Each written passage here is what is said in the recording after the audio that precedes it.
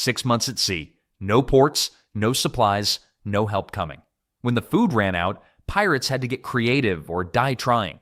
What they came up with pushed the limits of both courage and stomach strength. Welcome to the art of staying alive on the high seas. Life at sea wasn't all about buried treasure and dramatic sword fights. Sometimes the biggest battle pirates faced was against their own growling stomachs. When you're stuck on a creaking wooden ship for months with nothing but endless waves around you, food becomes more precious than gold. Pirates weren't exactly known for their 5-star dining experiences, but they were masters at making their supplies last. Their pantry staples would make any modern nutritionist faint.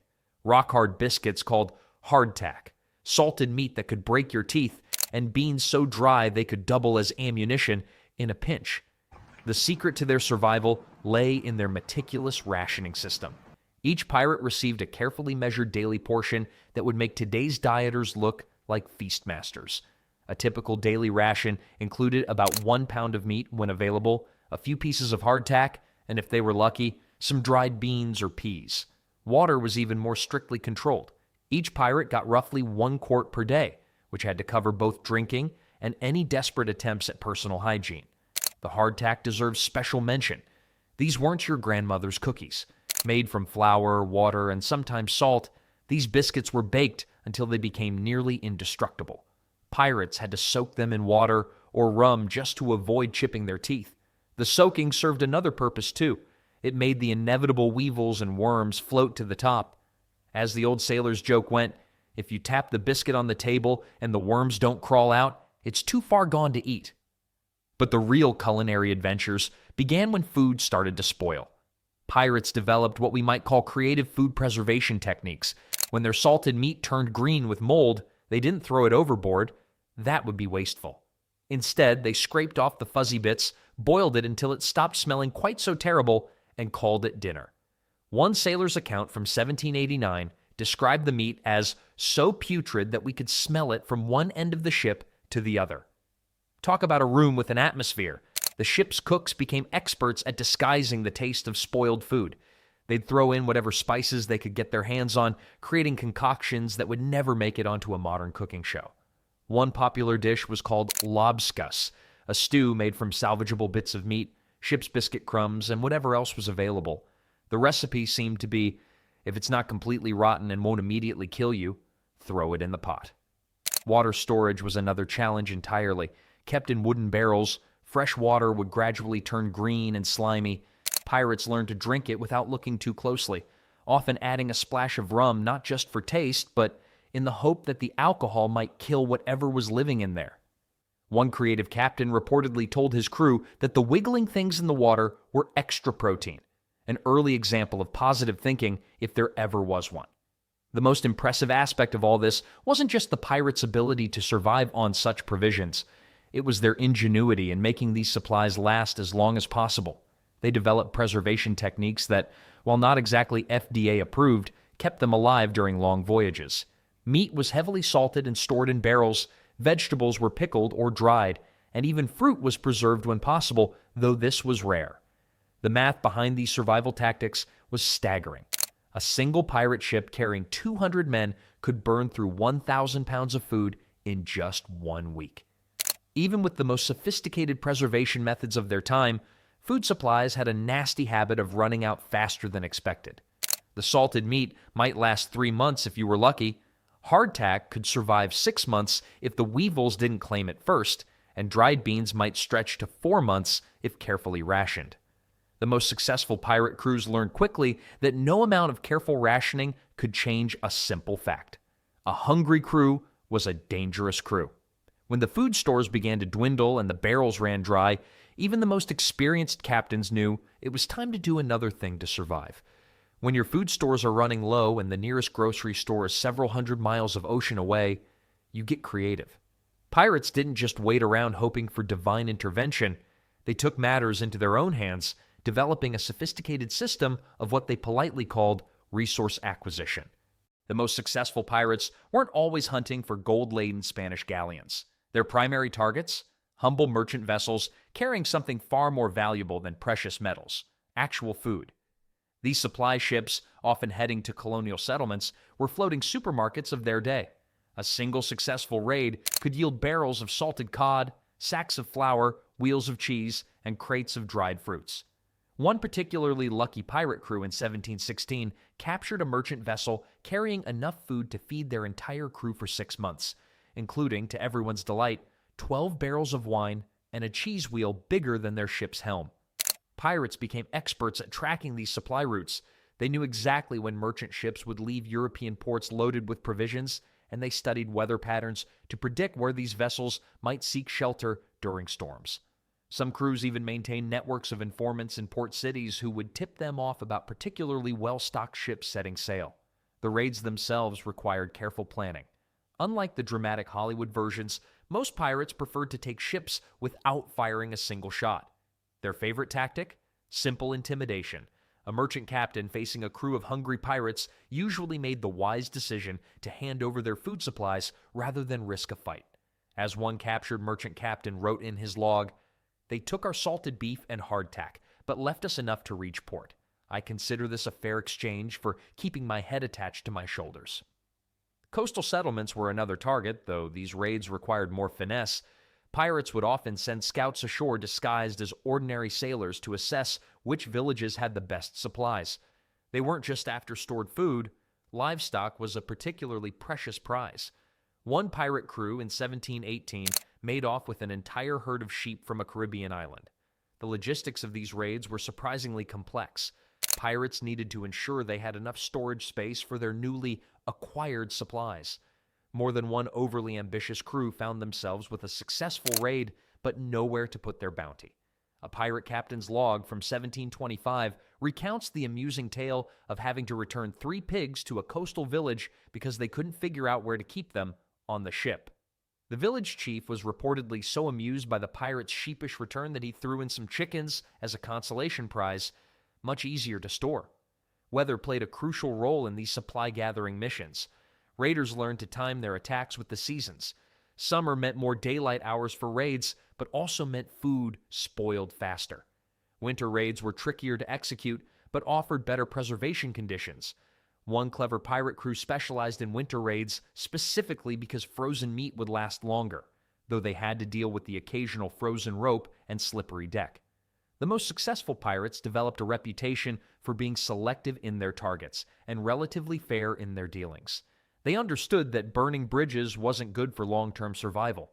Some crews even established informal agreements with certain coastal communities, protection from other pirates in exchange for reliable access to supplies.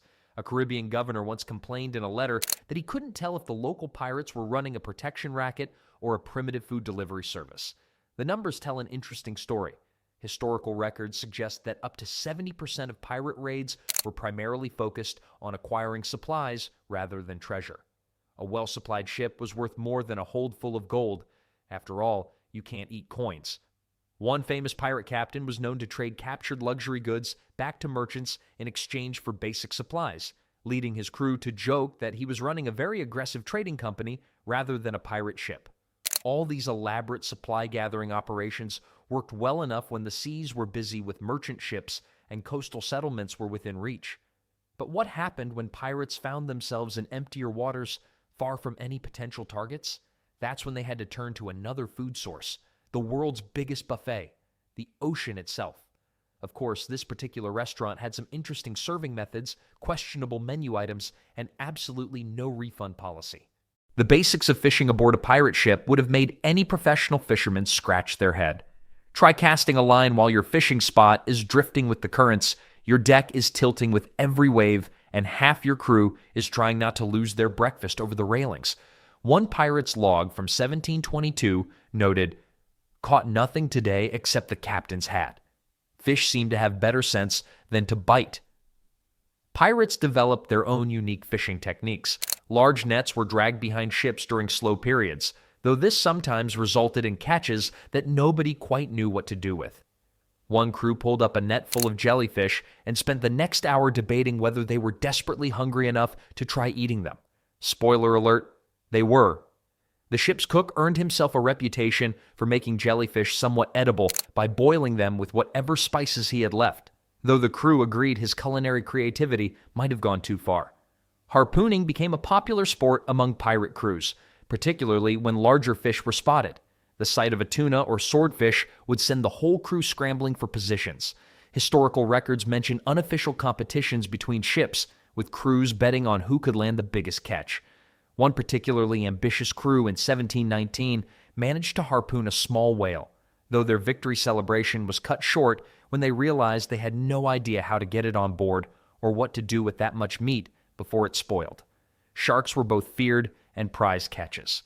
Some pirates believed eating shark meat would give them the creature's strength and ferocity, though most would have settled for just filling their stomachs. Getting a shark onto the ship was a team effort that often involved more cursing than actual fishing technique. One ship's log describes a memorable incident. 3 men pulled in the shark while 20 stood around offering helpful advice.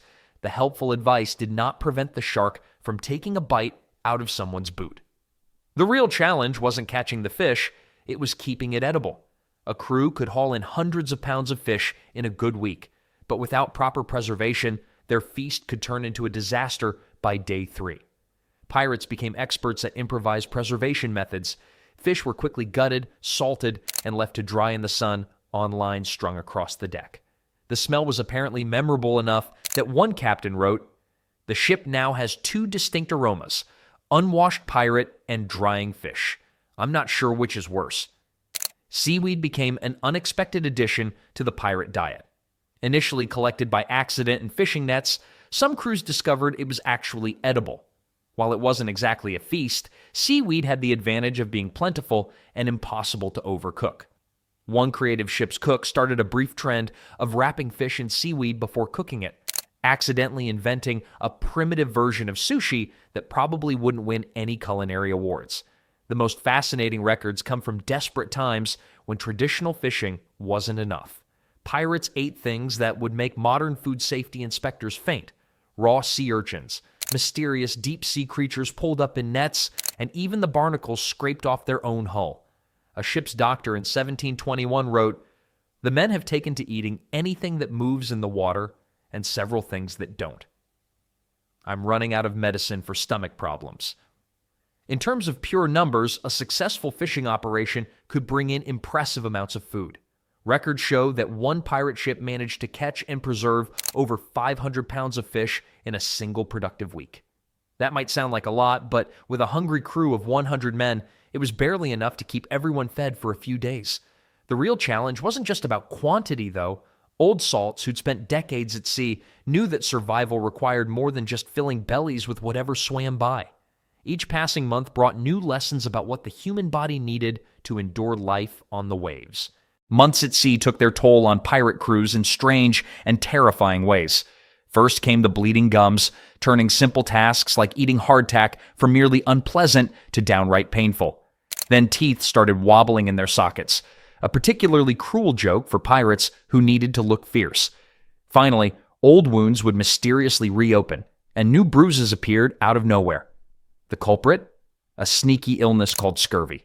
Scurvy was the horror story of the high seas, killing more sailors in the 17th and 18th centuries than storms, shipwrecks, and sword fights combined. One captain's log from 1742 described it as a plague worse than any Spanish cannon. The numbers tell a grim tale. Some long voyages lost up to 60% of their crew to this invisible enemy. Pirates might not have known about vitamin C, but they knew something was wrong when their crews started falling apart. Literally. The sight of a tough-as-nails sailor crying because his teeth fell out while eating was enough to make any captain desperate for solutions. One creative pirate captain started a rule that any coastal raid had to include grabbing every fruit tree in sight, earning him the nickname Citrus Pete among his crew. The search for remedies led to some pretty wild experiments. Some crews believed that drinking seawater in small doses might help. It didn't unless you count making everyone miserable as helping. Others tried making tea from rope fibers, which probably tasted about as good as it sounds. One particularly desperate crew attempted to cure their scurvy by eating their leather boots, reasoning that if citrus peels worked, maybe other peels would too. Surprisingly, this wasn't completely crazy. Leather contains some vitamin C, though probably not enough to justify eating your shoes. Pine needles became an unexpected hero in the fight against scurvy. Some native tribes taught pirates that these prickly greens contained something that kept the dreaded disease at bay. Smart crews would stock up on pine needles whenever they made landfall, brewing them into a tea that tasted like Christmas gone wrong, but helped keep their teeth in their heads. One ship's doctor wrote, "The men complain about the taste, but they complain more about their teeth falling out, so they drink it anyway." Coastal raids took on a new purpose when crews understood the importance of fresh food. Pirates became surprisingly knowledgeable botanists, able to identify vitamin C-rich plants at a glance. They'd raid villages not just for gold, but for gardens. Historical records mention one pirate crew that stole an entire grove of lime trees, pots and all, managing to keep them alive on deck for months. The crew survived, though their captain complained that the blessed trees took up more space than the treasure. Some of the more innovative crews tried their hand at ocean gardening. They'd fill barrels with soil during land raids and attempt to grow herbs and small vegetables on deck. Most of these floating gardens failed miserably, though one successful crew managed to keep a small patch of herbs alive for several months. Their secret? They used the cook's rejected fish stew as fertilizer, effective, but apparently the smell made standing watch duty near the garden an unpopular assignment. Tales spread of a mysterious fermented drink some pirates concocted from whatever plant matter they could find. The recipe varied from ship to ship, but usually involved letting fruit scraps, vegetable peels, and any green things they could find soak in water until it started bubbling. The resulting brew probably wouldn't win any awards at a wine tasting, but it helped keep scurvy at bay. One ship's log notes, "The men have named this concoction Poseidon's Revenge," though whether that's for its effects on scurvy or their stomachs remains unclear. For all their creative attempts at prevention, the most reliable cure remained reaching land and finding fresh food. The mere sight of a green coastline could revive a scurvy-stricken crew's spirits. Records tell of one pirate ship that made an emergency stop on a small island, and the entire crew spent 3 days doing nothing but eating fresh fruit. The ship's doctor noted with amusement that he'd never seen men so excited about vegetables. Between fighting off disease and keeping everyone fed, a pirate captain's job was never done. Living through months at sea required more than just good planning and resourcefulness. A hungry pirate was a dangerous pirate, but a crew driven mad by months at sea was every captain's worst nightmare. The endless horizon, cramped quarters, and the constant worry about where the next meal would come from could break even the toughest sailors. That's where the real art of pirate leadership came into play. The foundation of survival was the pirate code. Not just a set of guidelines about treasure sharing, but strict rules about food distribution. These weren't suggestions written in fancy language. They were survival laws carved into the ship's very culture. Stealing food from the common stores was often punished more harshly than stealing gold. After all, you can't eat gold when you're stranded at sea. One particularly clever captain in 1723 created what he called the equal bellies rule. Everyone, from the lowest deckhand to the captain himself, got exactly the same food ration. When his crew questioned why he'd give up the traditional captain's privilege of better meals, he answered, "A captain with a full belly commanding starving men soon finds himself neither full nor captain." The rule stuck, and his crew remained notably loyal throughout several brutal voyages. Pirates became masters at distracting themselves from their growling stomachs.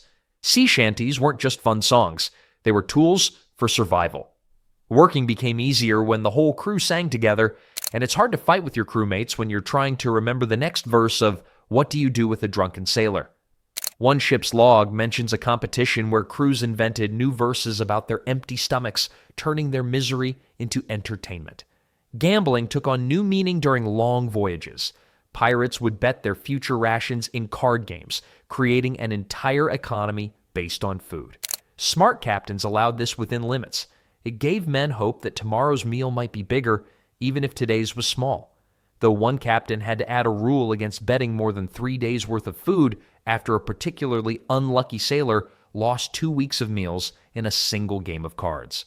The most successful pirate crews treated their ships like floating villages, complete with their own traditions and celebrations. They marked time not just by the moon and stars, but by small victories, successful fishing days, surviving storms, or finding a barrel of rum that hadn't gone bad. One creative crew started the tradition of Feast and Famine Fridays, where they'd either celebrate having food or make fun of not having it. The ship's cook noted that laughter fills an empty stomach better than complaints. Record books from various pirate ships reveal an interesting pattern. Crews that maintained strong unity had a survival rate nearly twice that of ships where discipline broke down. One document from 1735 tells of a captain who gave up his own rations for 2 weeks to feed sick crew members, earning such loyalty that his men followed him through 3 more years of brutal voyages. The most fascinating stories come from crews that turned survival itself into a source of pride. They created elaborate rituals around mealtimes, treating even the smallest portion of salted fish like a feast fit for kings. One ship's log describes how they take turns telling stories during meals, with the best storyteller earning a small extra portion. The practice not only made meager meals last longer, but kept the crew's spirits up through the hardest times. Pirates living through months at sea learned that survival wasn't just about having enough food. It was about keeping your humanity when the ocean seemed determined to take it away.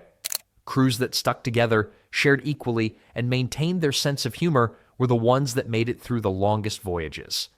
Every old salt knew that a crew's unity was worth more than all the food in a merchant's hold. Through storms and calm, feast and famine, these sailors created a culture of survival that would put modern team-building exercises to shame.